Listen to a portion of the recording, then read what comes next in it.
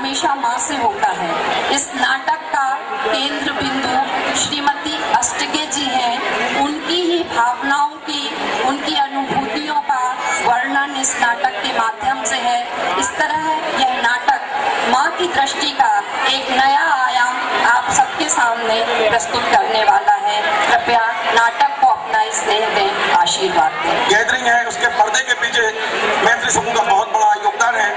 यद्यपि बहन निशा जी मंच पर नहीं आ रही हैं, क्योंकि मैत्री समूह के हर सदस्य का कहना है कि हम पर्दे के पीछे रह के काम करते हैं। वाकई निश्चित तौर पे आज इस नाटक को मंच पे लाने का पूरा श्रेय मैत्री समूह के सारे लोगों को है। मैं क्षमा चाहता हूँ, मैंने नहीं बोल पाया था, दीदी ने बताया। निशा जी ने बहुत मेहनत की है, पर्दे के पीछे मंच पर नहीं आ रही हैं, लेकिन मैं चाहता हूँ एक बार जोरदार तालियां मैत्री समूह के लिए होना चाहिए।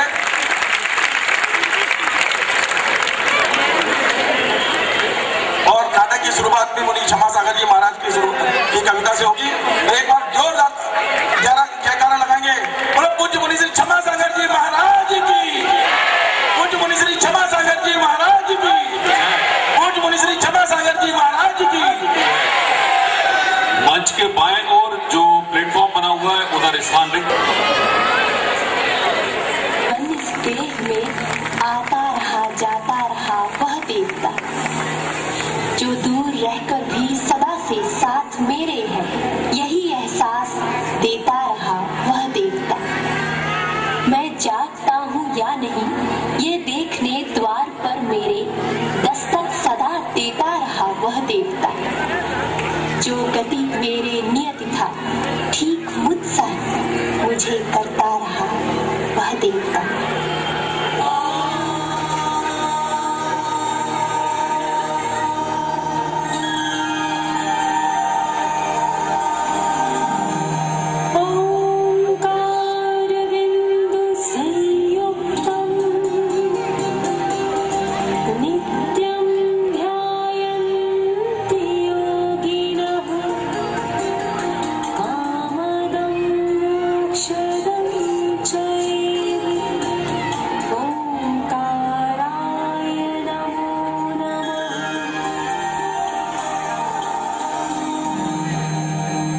कहते हैं कि पूत के पांव पालने में दिखाई देने लगते हैं।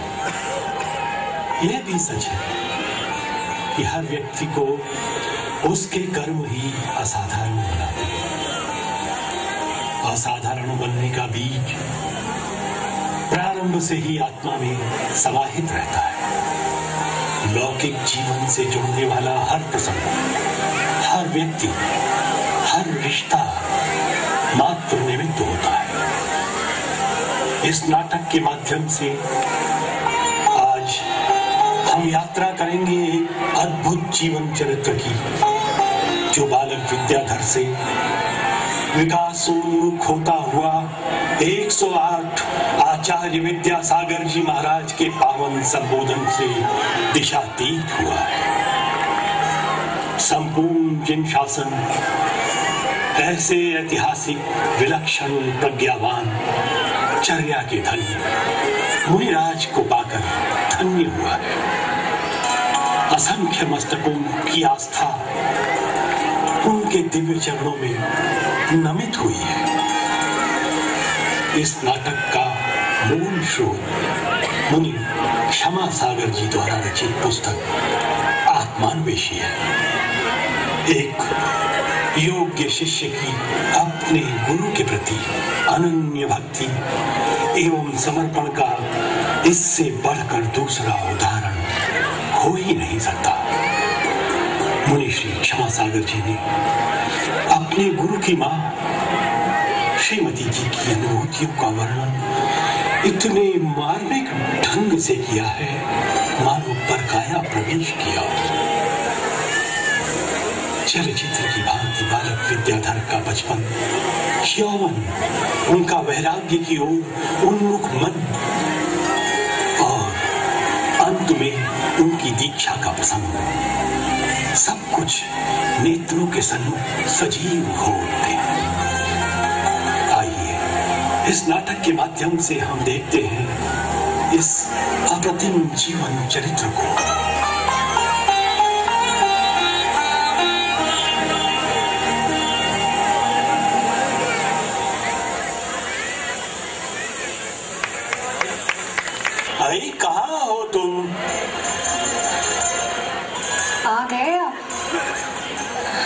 अभी पानी लाती हूँ।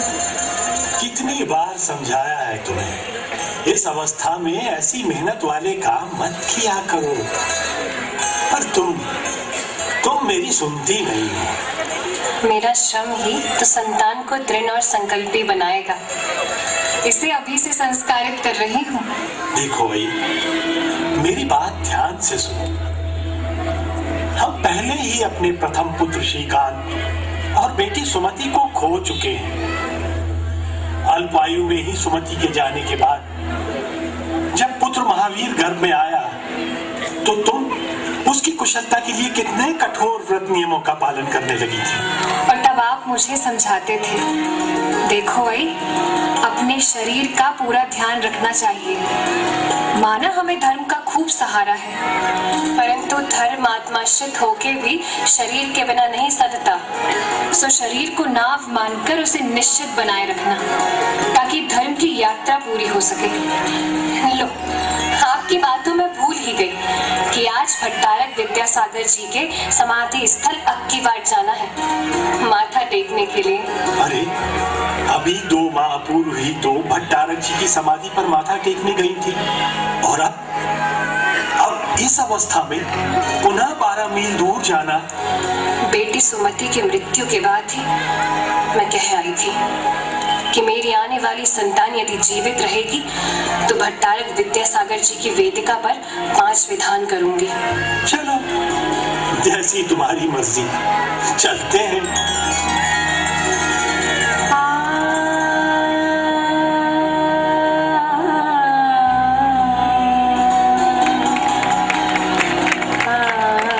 रख दो, मंदिर होते हुए खेत चला जाऊंगा। एक बहुत जरूरी बात बतानी थी आपको। कहीं आज पुनः अक्की वाट तो नहीं जाना? मेरी तो अभी कल की थकान ही नहीं उतरी। अरे नहीं, वो बात नहीं है। कल रात मैंने स्वप्न में 2 रिद्धिधारी मुनियों को आकाश मार्ग से आते देखा और अपने हाथों से उन्हें आहार भी दिया। अरे वाह, ये तो बहुत ही शुभ स्वप्न है। हमारी आने वाली संतान पुण्यात्मा है, ये इसका संकेत है। मैं अब चलता हूँ, पहले ही बहुत देर हो गई है। तुम अपना ध्यान रखना। जाते हुए पड़ोस में सुधा की माँ को कहते जाइएगा कि आज मेरे साथ रहेंगी, जाने कब जरूरत पड़ जाए। ठीक है, कहता जाऊंगा। वे यहाँ रहेंगी तो मैं भी निश्चिंत रहूंगा। और हाँ, आज शरद पूर्णिमा है, मेवे वाला दूध बना लेना। चांदनी रात में बैठकर सब साथ में पिएंगे। ठीक है।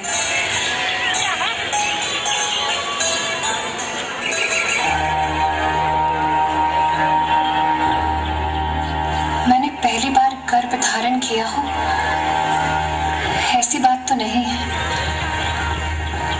पर ऐसी दिव्य अनुभूति पहले कभी नहीं हुई। लगता है मेरी देह के कण कण में उजाला भर गया हो और प्रकाश की असंख्य रश्मियां फूट कर बाहर आना चाहती हूँ।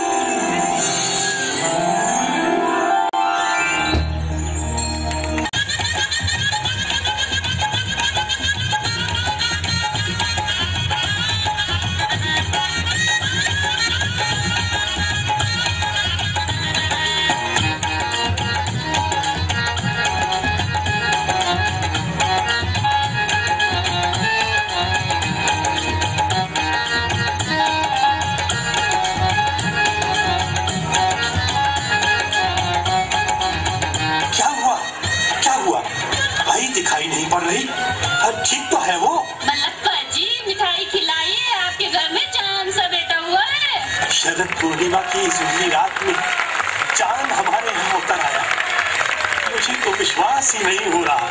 सच, इतना सुंदर, इतना धवल है वह कि मुझसे आंखें ही नहीं हटती।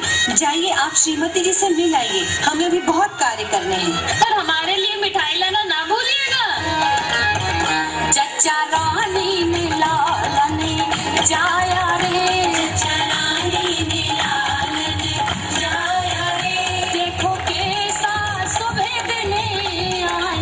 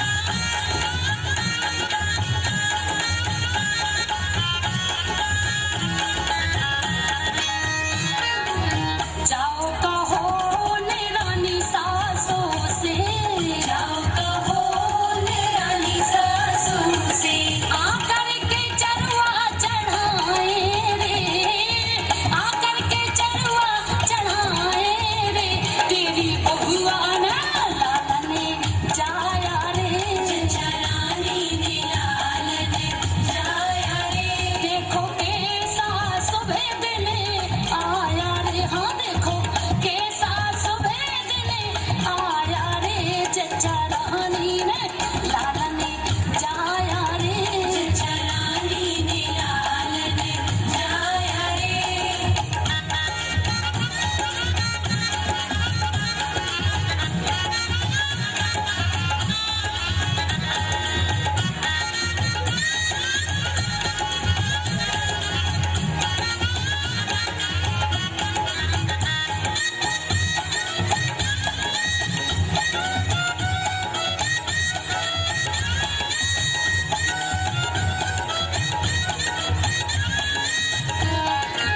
जाओ कहो ने रानी जेठानी से जाओ कहो ने रानी जेठानी से आकर के भोजन बनाए रे आकर के भोजन बनाए रे देवी रानी ने लाल ने जाया रे रानी ने लाल ने जाया रे।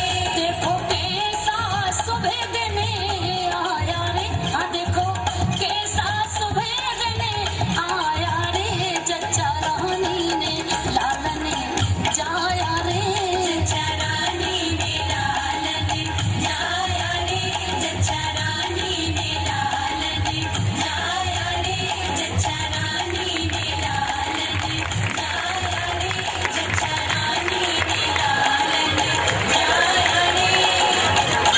अरे सच ही तो कह रहे हैं सब।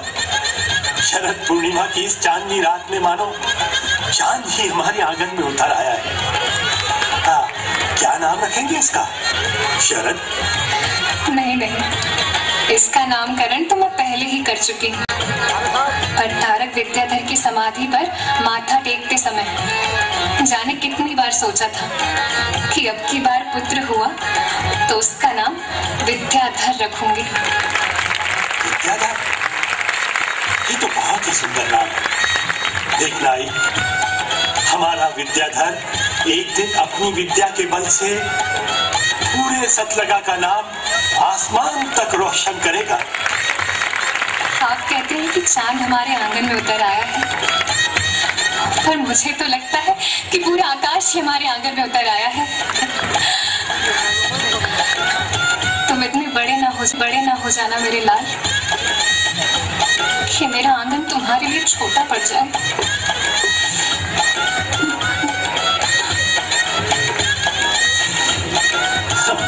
तुम भी ना बस बात बात पर आंसू बहाती हो। देखो देखो कैसे टुकुर टुकुर देख रहा है विद्याधर हमें, जैसे कह रहा हो माँ हम तुमसे दूर कभी नहीं जाएंगे। चलो अरे भाई अब तो हंस दो।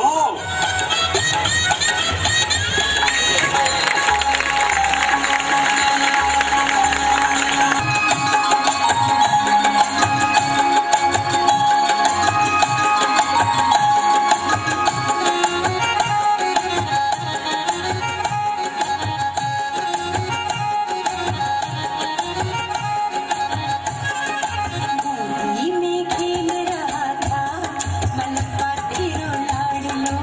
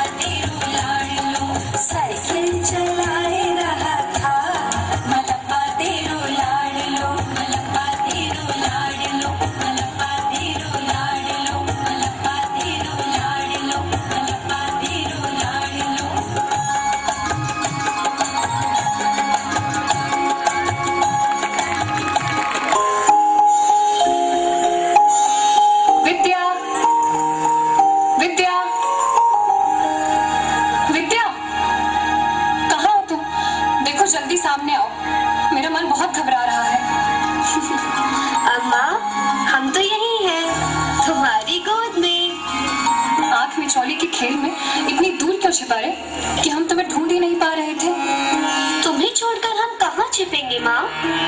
यहाँ ऐसी कोई जगह ही नहीं है जहाँ तुम ना हो, जहाँ मैं ना हो। यहाँ तो सब और हम ही हम है माँ। चल हट, छोटे मुंह बड़ी बातें करता है। देखना, अब तेरे साथ कभी ना खेलूंगी। पर हम जरूर खेलेंगे। बड़े होकर हम कोई ऐसा खेल खेलेंगे जिसमें हार जीत नहीं होती, जिसमें कोई अपना और कोई पराया नहीं होता। अम्मा, तू मुझे रोकेगी तो नहीं? मैं भला क्यों रोकूंगी तुझे? हम जानते हैं तू रोकेगी, पर हम नहीं रुकेंगे। हम तुमसे घर से बाहर खेलने की जिद करेंगे और कहेंगे कि लो, हम ये चले। हम जाते हैं माँ। तुम पकड़ने आओगी, पर हम पकड़ में थोड़ी ही आएंगे। अपनी माँ के राजा बेटे जो हैं। कैंची की तरह जबान चलने लगी है तेरी। चल भाग यहाँ से, मुझे काम करने दे। अभी दही मत्ता है, मक्खन निकालना है और फिर घी भी बनाना है। जा जरा बाहर खेला। जाता हूँ माँ, पर फिर कहना मत कि आता ही नहीं है और खो जाता है। ला ला ला ला ला ला ला ला।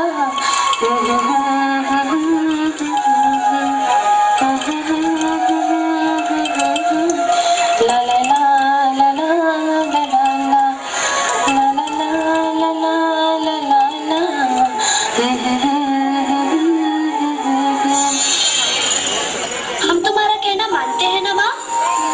हमें भी दो ना नवनीत, खूब सारा। लो बेटा, जी भर कर खाओ। तुम्हारा हृदय भी नवनीत की भांति हो जाए, प्रभु से यही मांगती। यह तो बहुत ही नरम और सरस है। क्या मेरा मन भी एक दिन ऐसा हो जाएगा माँ? तू सच कह रही है ना? हाँ, तेरा मन भी नवनीत की भांति ही नरम है। जा भैया महावीर और शांता सुवर्णा को भी दे आ। अभी जाता हूँ। महावीर भैया, शांता, सुवर्णा अक्का, कहाँ हो? लो, ताजा नवनीत खा लो। चलो, अभी दोपहर का भोजन भी बनाना है। इनके पिता खेत से आते ही होंगे। अच्छा, आप आते ही खाना मांगेंगे। अरे काम से लौटा थका आदमी भोजन ही तो मांगेगा। क्यों, क्या बात है? आज घर बहुत सूना है। वानरों की पूरी टोली गायब है। कहाँ है सब बच्चे? खेल रहे होंगे यहीं आसपास कहीं। भूख लगेगी तो खुद ही दौड़े चले आएंगे। विद्या की पढ़ाई लिखाई कैसी चल रही है? मैं ज्यादा पूछता नहीं उससे। अध्ययन के प्रति उसकी लगन और विनय देखकर मैं निश्चिंत हूँ। 3 कोस दूर पैदल स्कूल जाता है। ठंड, गर्मी, बरसात, मौसम कैसा भी हो, कभी ना नहीं बोलता।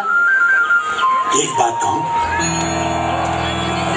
मुझे ऐसा क्यों लगता है कि विद्या किसी दूसरी दुनिया का है, साधारण बच्चों से बिल्कुल अलग।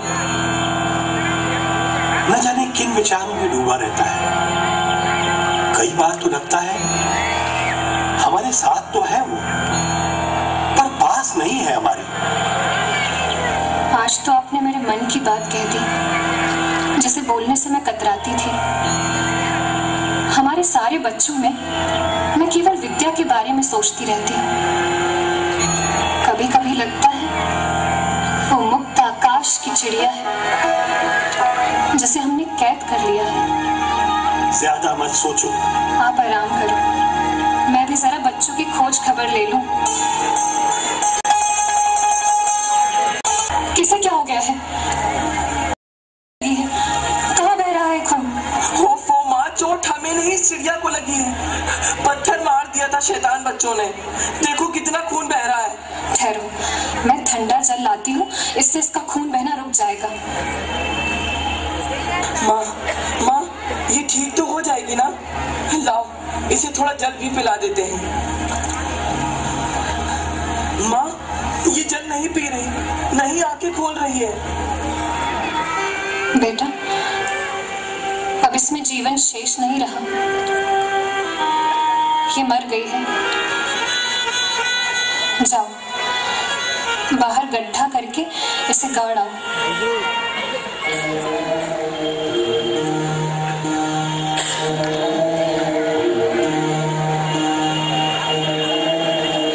कहीं ऐसा ना हो कि इस घटना का विद्याधर के मन पर विपरीत प्रभाव पड़े। वो वैसे भी बहुत संवेदनशील है।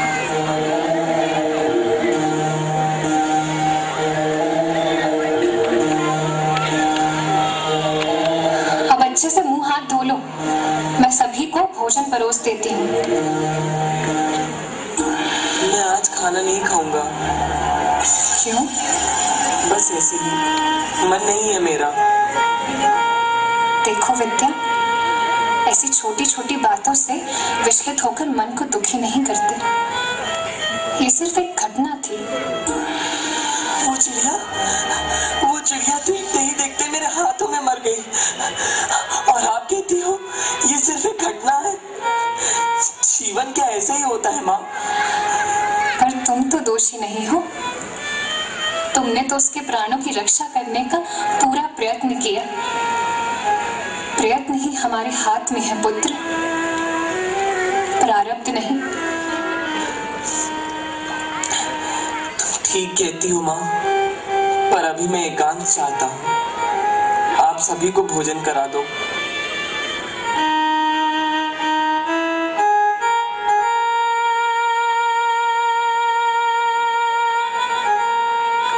भूमि धन्य हो गई, धन्य हो गई। आचार्य देशभूषण महाराज जी पधारे हैं।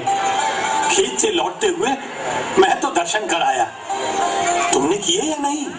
हाँ, मैं भी सुबह हो आई। विद्या भी साथ में था, अभी भी वही है। आज बच्चों का मूंजी बंधन संस्कार आचार्य जी के द्वारा होना था, सो बहुत भीड़ थी। मूंजी बंधन संस्कार के लिए तो अभी विद्या छोटा है, थोड़ा बड़ा होने पर हम भी उसका मूंजी बंधन संस्कार करा देंगे। पिताजी, पिताजी, देखिए पिताजी, आचार्य श्री ने मेरा भी मूंजी बंधन कर दिया। पर इसके लिए तो तुम अभी बहुत छोटे हो। जरूर इसने आचार्य श्री के समक्ष हट किया होगा। नहीं माँ, आचार्य श्री बस मुझे गौर से देखते रहे, फिर कहा ये बालक तो बहुत योग्य है, और उन्होंने मुझे संस्कारित कर दिया। इस संस्कार की लाज हमेशा बनाए रखना। माँ, तुम्हें याद है 2-3 बरस पूर्व जब आचार्य शांति सागर महाराज शेटवाल गांव में पधारे थे, तब आप और पिताजी हम सब भाई बहनों को उनके दर्शन कराने ले गए थे। हाँ, और तुमने कितनी उत्सुकता से उनके केश लंचन की क्रिया को देखा था, बिना पलक झपकाए, एक टक। माँ, मैं भी आज वैसे ही दिख रहा हूँ ना, आचार्यों जैसा? वैसा दिखने और वैसा बनने में बहुत अंतर है विद्या। वो साधना का पथ है। ये सब बातें समझने के लिए तुम अभी बहुत छोटे हो। छोटे से ही तो बड़ा बना जाता है। अभी छोटा हूँ, फिर देखना बहुत बड़ा बन जाऊंगा। अब ये बड़ी बड़ी बातें बंद करो। चलो जरा 24 तीर्थंकरों के नाम तो बताओ। ऋषभनाथ, अजितनाथ, संभवनाथ, अभिनंदननाथ, सुमतिनाथ, पद्मप्रभ, सुभाषनाथ, चंद्रप्रभ, पुष्पदंतनाथ, शीतलनाथ, श्रेयांसनाथ, वासुपूज, विमलनाथ, अनंतनाथ, धर्मनाथ, शांतिनाथ, कुंथुनाथ, अरनाथ, मलिनाथ, मुनिसुरत, नमी, नेमी, पार्श्वनाथ, वर्धमान। शाबाश। अब जरा भक्तामर जी का पहला श्लोक सुनाओ। मुली मणि प्रमाण मुदोदकम दलित पाए नमो बिताना सभ्य। भक्तामर, अभी तुम्हें याद नहीं हुआ है, बोलने में भी अशुद्धियां हैं।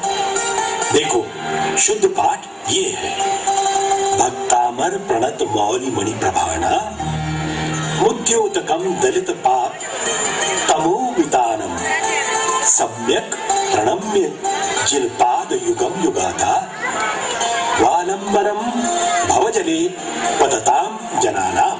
मैं क्षमा चाहता हूँ पिताजी, एवं प्रायश्चित स्वरूप 2 घंटे कान पकड़कर खड़े रहने का दंड स्वीकार करता हूँ। पर तुम्हारे पिताजी ने तो तुम्हें दंडित किया ही नहीं है। ये दंड मैंने स्वयं चुना है माँ, आखिर गलती भी तो मैंने ही की थी।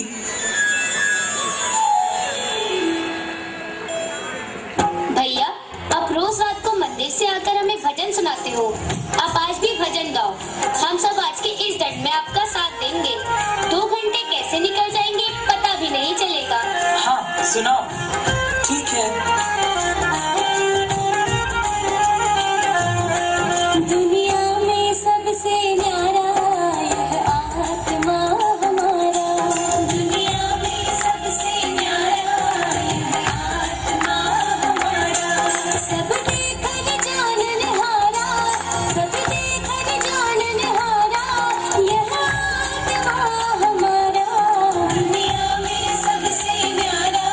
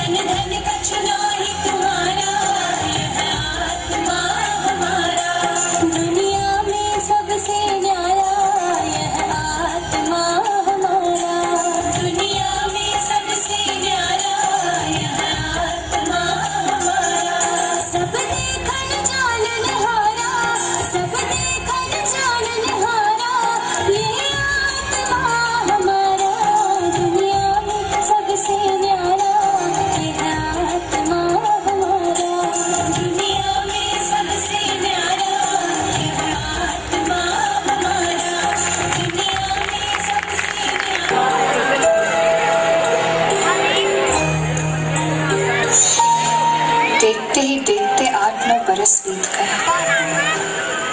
मेरे विद्या ने युवावस्था की दहलीज पर कदम रख दिए हैं।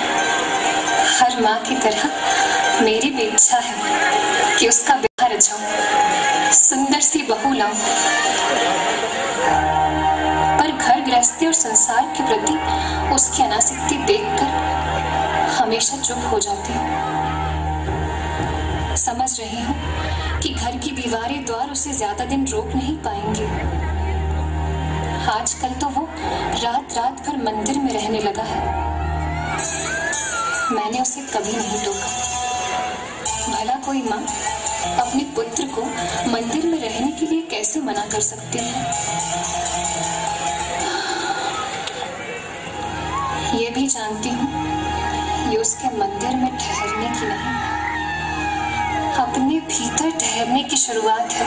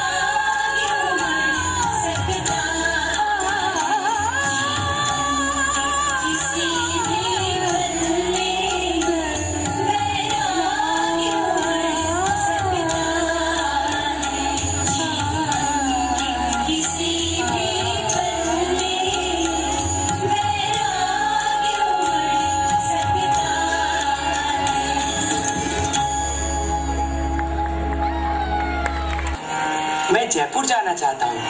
आचार्य देशभूषण महाराज जी अम्मा वही हैं।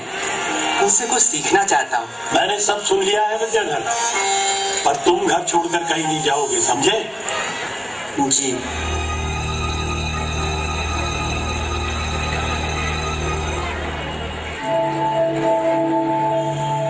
तुम्हारी दृढ़ता और साहस को भली भांति पहचानती हूँ विद्या। जानती हूँ कि तुम झुकते तो हो पर रुकते नहीं हो। तुम तो अपने ही भीतर न जाने कब से चल रहे हो, मौन, एकाकी, अनवरत। और मैं तुम्हारे इस निशब्द पदचाप को कब से सुन रही हूँ। ये क्या? तुम्हारी आंखों में आंसू है आई। क्या विद्याधर के लिए चिंतित है? कहीं नहीं जाएगा वो, मैंने समझा तो दिया है उसे। नहीं, कोई बात नहीं है, आप विश्राम कीजिए। मैं जरा मंदिर होकर आती हूँ। जाने कहाँ चला गया? अम्मा से पूछती हूँ तो वह कुछ नहीं बताती। अम्मा अब कुछ भी नहीं बताते। अम्मा रात को न जाने कितनी बार द्वार खोल खोल कर देखती हैं। हाँ, और कुछ पूछो तो रोने लगती है। कहाँ चला गया है भैया बिना कुछ बताए? कितने दिन हो गए, लगता है घर में सबकी भूख ही मर गई है। न कोई ठीक से खाता है न सोता है। माँ, माँ, माँ, पक्की खबर मिली है कि विद्याधर जयपुर में ही है। आप कहो तो मैं चला जाता हूँ, उसे मना कर लौटा लाऊंगा। सची, क्या भैया जयपुर में है? हाँ, वो आचार्य देशभूषण महाराज की सेवा बहुत तत्परता से कर रहा है। पैदल चलकर अपने हाथों से प्रासूक जल और दूध लाता है। संघ के ठहरने की जगह को अपने हाथों से झाड़ता बुहारता है और सावधानी पूर्वक कमंडल से प्रासूक जल डालता है। तब तो उसे आचार्य देशभूषण महाराज का खूब आशीर्वाद मिल रहा होगा। हाँ अम्मा, सुना है वे उसे शुभाशीष देते कहते हैं, विद्याधर सचमुच विद्याधर है, सब विद्याएं इसके पास हैं। ये एक दिन जरूर सच्चा मोक्ष पुरुषार्थी बनेगा।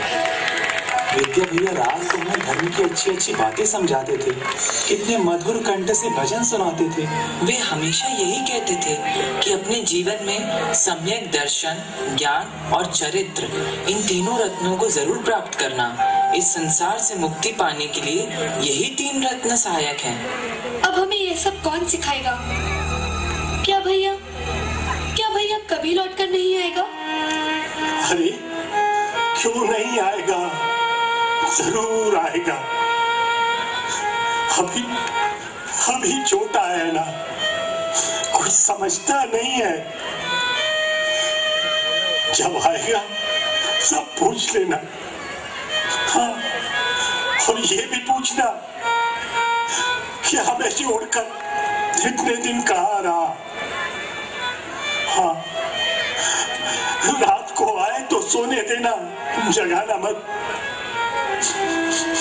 सुबह पूछ लेना। चलो अभी सो जाओ सब।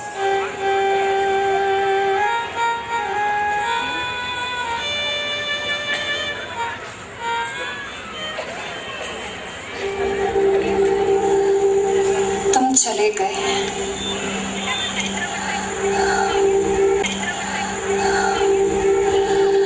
मुझसे कहकर जाने की जरूरत भी तुमने ना समझी। मैं तुम्हारी माँ होकर भी जाते वक्त तुम्हें विदा ना कर पाई। जानती हूँ एक सच्चे साथी की खोज तुम्हें बचपन से ही रही है। तुम कई बार घर के द्वार पर खड़े होकर अपने में ही खोए खोए बाहर फैले असीम विस्तार में शायद उसे ही खोजते थे।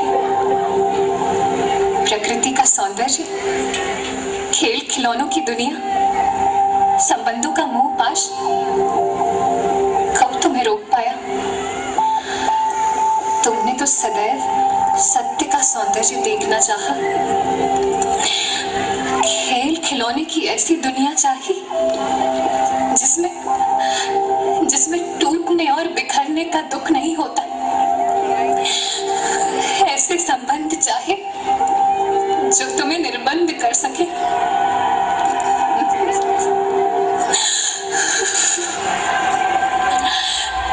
मैं तुम्हारी हर कामना पूर्ति में सहायक बनना चाहती हूँ।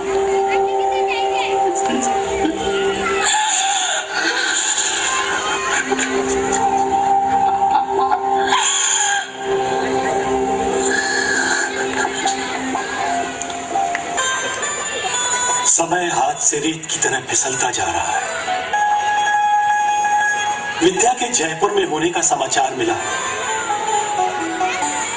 महावीर चाहकर भी नहीं जा पाया। कैसे जाता?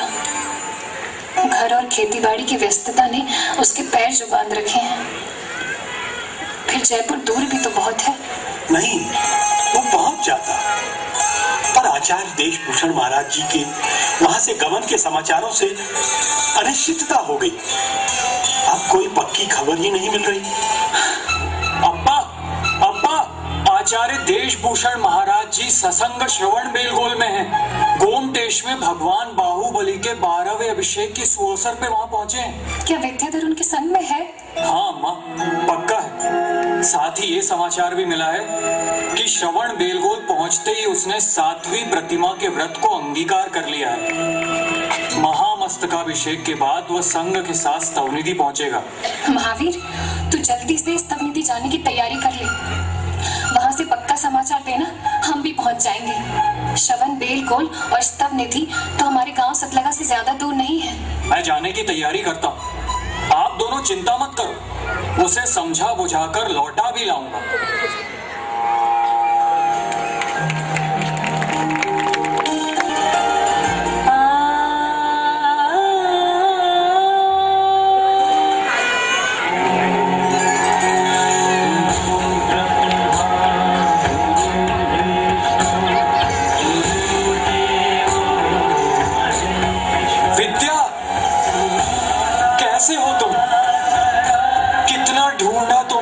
कहीं जाकर बड़ी मुश्किल से तुम्हारा पता मिला। तुम ठीक तो हो ना? मैं बिल्कुल ठीक हूँ। आचार्य जी के सानिध्य में अध्ययन चिंतन करके अपने जीवन को नई दिशा देने के प्रयासों में लगा हूँ। विद्या, घर लौट चलो। अभी बहुत बड़ी जिंदगी तुम्हारे सामने पड़ी है। घर में रहकर ही अध्ययन चिंतन कर लेना। तुम्हारे धर्म ध्यान में कोई बाधक नहीं बनेगा।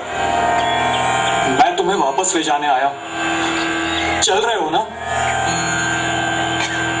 चुप क्यों हो विद्या?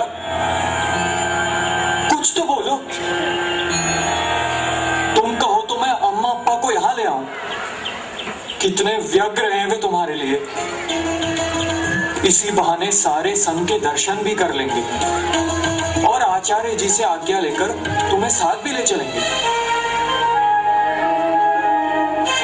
ओ मेरे गुरुवर परम, ओ मेरे अंतिम शरण, ओ मेरे गुरुवर परम, ओ मेरे अंतिम शरण, तेरा ही बस ध्यान, तेरा ही बस ध्यान, तेरा ही बस ध्यान, तेरा ही बस ध्यान।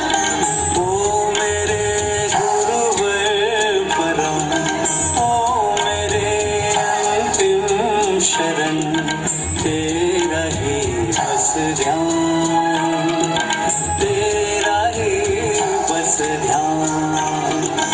तू ही है मंदिर मेरा, तू ही है पूजा मेरी, तू ही है मंदिर मेरा, तू ही है पूजा मेरी, तू ही है भगवान, तू ही है भगवान।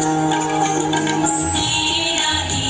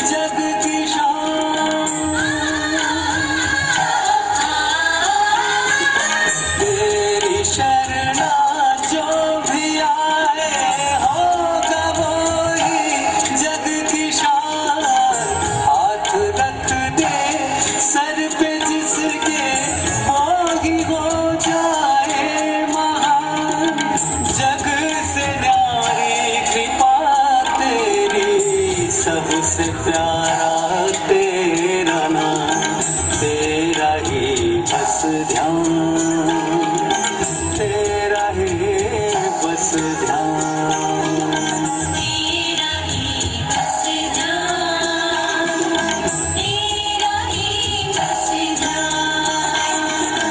ओ मेरे गुरुवर परम, ओ मेरे अंतिम शरण, तेरा ही बस ध्यान, तेरा ही बस ध्यान, तेरा ही बस ध्यान, तेरा ही बस ध्यान, तेरा ही बस ध्यान, तेरा ही बस ध्यान। इसका संकल्प तो इसके चेहरे पर खेल रहा है। लगता है आज मुझे खाली हाथ ही लौटना पड़ेगा। अब की बार अम्मा अप्पा को साथ लेकर आऊंगा।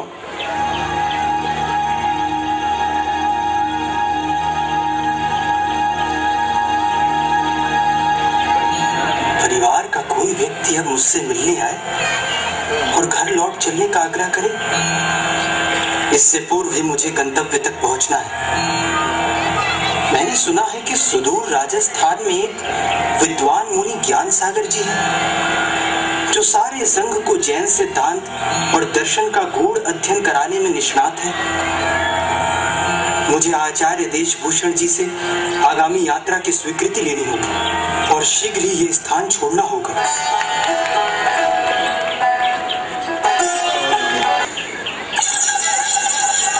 जिसका मुझे आभास था वही हुआ। आखिर महावीर खाली हाथ लौट आया और तुम आत्मा की विजय यात्रा पर निकल गए, एकाकी, निसंग, जैसे नदी जाने कितने जन्मों की प्यास को संजोए सागर से मिलने जाती है, वैसे ही तुम किशनगढ़ में ज्ञान सागर महाराज जी के चरणों तक पहुंच गए। त्रिकाल दृष्टा मुनि की पारखी निगाहों ने तुम्हें पहचानने में तनिक भी भूल ना की थी। तुम्हारे विनम्र प्रणाम के उत्तर में उनके नेत्र उठे तो उठे ही रह गए। तुम्हारे मन की गहरी प्यास को वे पहचान गए थे और तुम उनके नेत्रों की ऊष्मा के समक्ष पिघलते चले गए। तुम्हारा नाम जानने के बाद वे मुस्कुराते हुए बोले थे, हमारे साथ रहोगे तो विद्या निंदी बना देंगे। गुरु का आशीष पाकर जैसे तुमने आशरण होकर भी शरण पाली थी उस दिन। अम्मा, अम्मा, अपने से ही बात करती रहती हो आजकल। हमारे आने का आभास भी नहीं हुआ तुम्हें। हाँ? कुछ कहा तुमने? क्या भूख लगी है? अम्मा, भूख क्या बस हमें लगती है, तुझे नहीं? देखो तो कैसा मुरझा गया है चेहरा। मैं अभी खाना लेकर आती हूँ, तीनों मिलकर खाएंगे। अरे अपने अप्पा को तो आ जाने दो, वे भी आजकल कहाँ ठीक से खाते हैं। नहीं अम्मा, मैं खाना लेकर आती हूँ, अप्पा आएंगे तो उन्हें भी खिला दूंगी।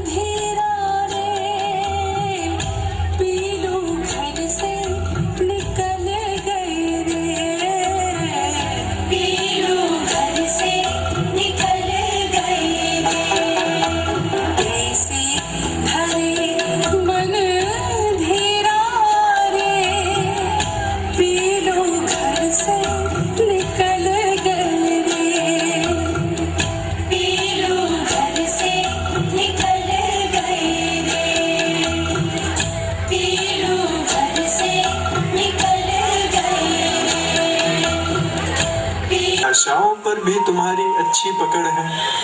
पढ़ने के बाद यदि चिंतन मनन गहन हो तो पढ़ा हुआ फलित होता है। हाँ आचार्य जी, बहुत कुछ कंठस्थ हो गया और अर्थ भी समझ में आ रहे हैं। अब हमारे प्रतिक्रमण का समय हो गया है। तुम ध्यान से देखना। हर प्रतिक्रमण के बाद साधु स्वयं को इतना निर्दोष करता है जैसे अभी अभी दीक्षित हुआ हो। प्रतिक्रमण द्वारा वो अपनी ओर वापस लौटता है। प्रतिक्रमण और आचार्य भक्ति को देखने से मुझ में नई चेतना का संचार होता है और आपकी व्यावृत्ति करके तो ऐसा लगता है जैसे एक तीर्थ के दर्शन कर लिए हो। देखो शिष्य कितनी तीव्र गति से भाग रहा है। भाई मुझे पीछे मत छोड़ देना। विद्या, कल सुबह का प्रवचन तुम्हारे द्वारा होगा। विषय निर्धारित करके अध्ययन कर लेना।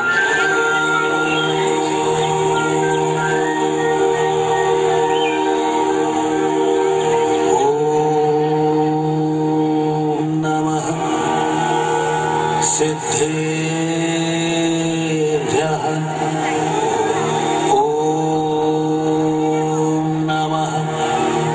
सिद्धेभ्यः। ओम नमः सिद्धेभ्यः।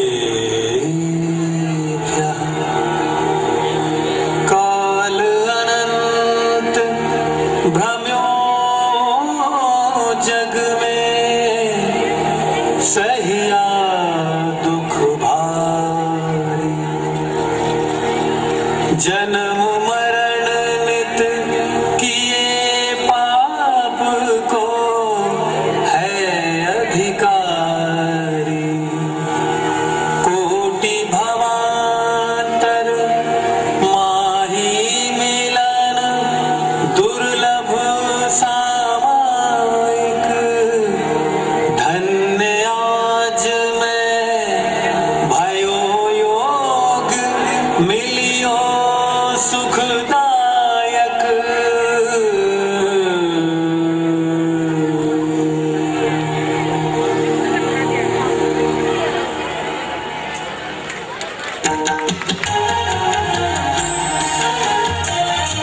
तेरे ध्यान में गुणगान में, तेरे ध्यान में गुणगान में, तेरी राह में है मेरी लगन।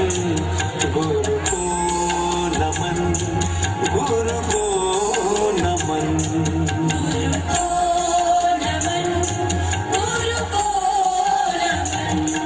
तेरे ध्यान में गुणगान में, तेरे ध्यान में गुणगान में, तेरी राह में है मेरी लगन।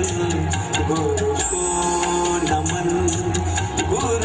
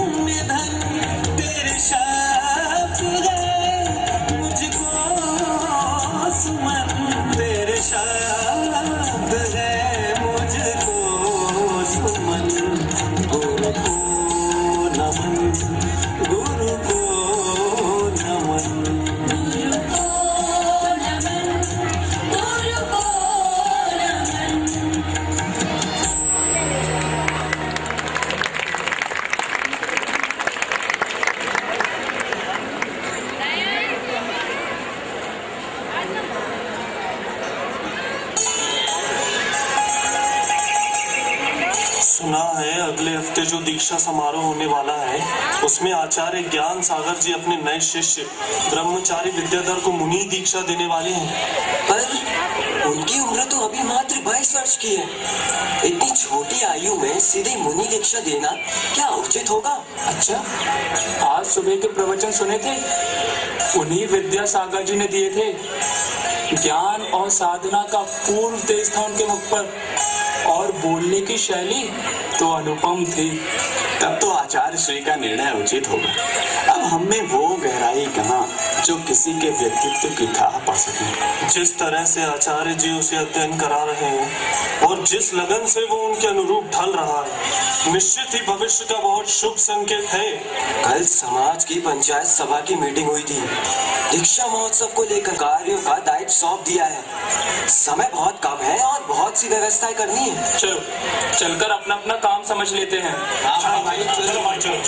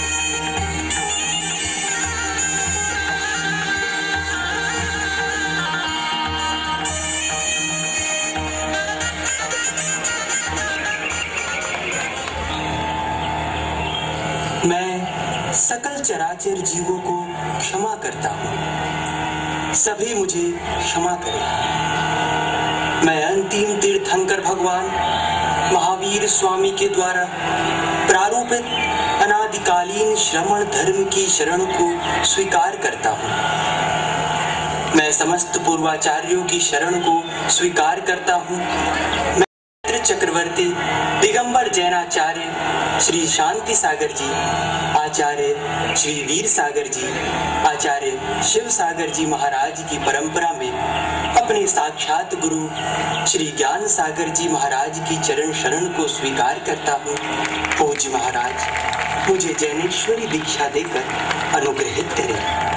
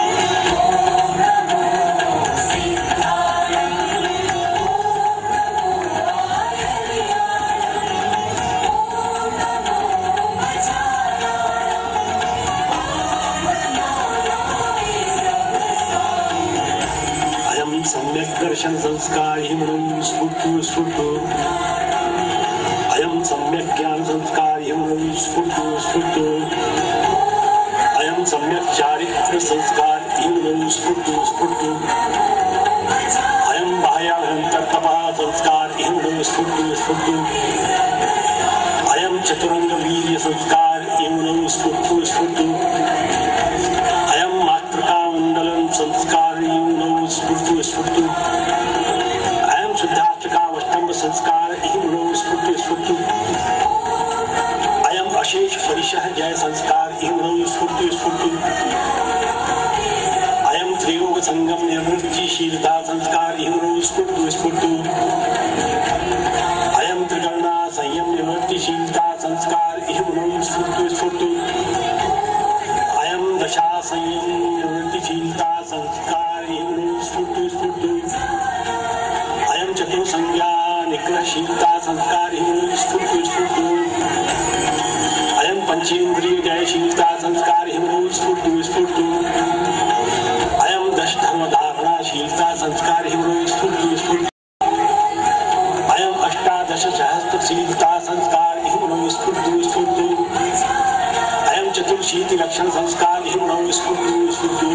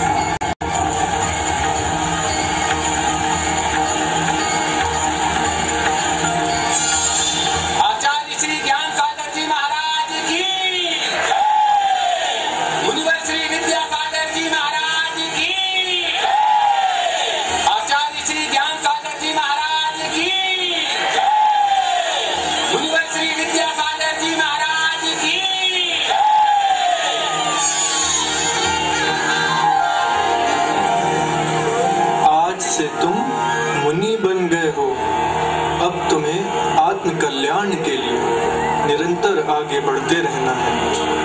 5 महाव्रतों का, 5 समितियों का और 5 इंद्रिय विरोध का पालन करना होगा। हाथ से केश लौंच करना होगा। खड़े होकर के गर्भपात्र में दिन में 1 बार आहार करना होगा। पैदल विहार करना होगा। 2, 3 अथवा 4 महीनों में केश लौंच करना होगा। जो जीवन बीत गया उसके बारे में क्षण मात्र भी विचार नहीं करना। मुनि का लक्ष्य है ऊंचाइयां छूने का, मोक्ष प्राप्त करने का। मैं साधु के योग्य निर्दोष आचरण करूंगा और ऊंचाइयों को छूने का प्रयास करूंगा।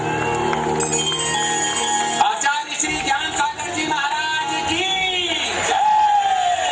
मुनिवर श्री विद्या सागर जी महाराज की, आचार्य श्री ज्ञान सागर जी महाराज की, मुनिवर श्री विद्या सागर जी महाराज की।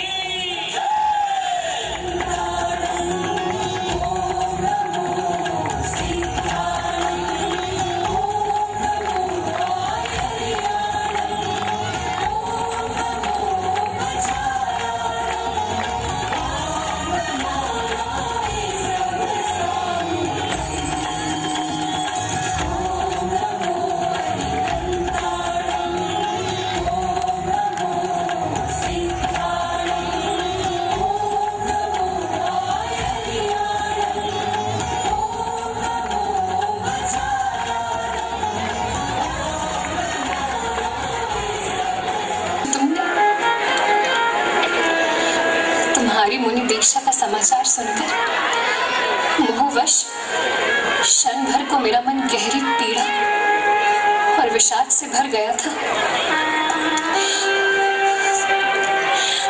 मैं तुम्हारी मां होकर भी जाते वक्त तुम्हें विदा नहीं कर पाई।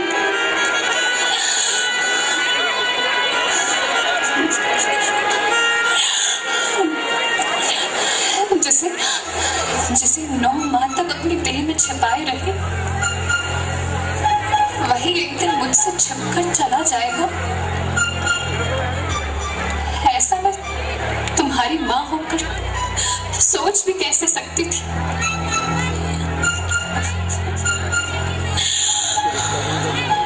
सच कहना विद्या, क्या जाते समय अपनी इस माँ के लिए तुम्हारा हृदय नहीं रोया?